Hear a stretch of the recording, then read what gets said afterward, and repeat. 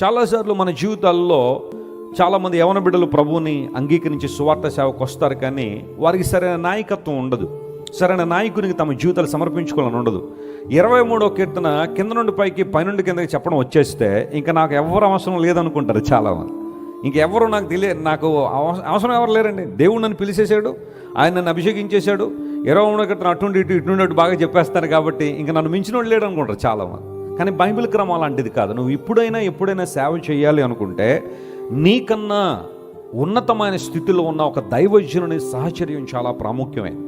వారి దగ్గర నువ్వు నేర్చుకోవాలి, హెచ్చరింపబడాలి, కరెక్ట్ చేయబడాలి, ధైర్యం పొందాలా, స్ఫూర్తిని పొందాలా. తిమోతి చిన్నప్పటి నుంచి పరిశుద్ధ లేఖనాలు నేర్చుకున్నాడని బైబిల్లో ఉంది. But still he wanted to acquaint his life with పౌలు మహాశయునితో కలిసి దేవుని సేవ చేశాడు, కలిసి దేవుని కృపలో వర్ధిల్లడం ప్రారంభించాడు.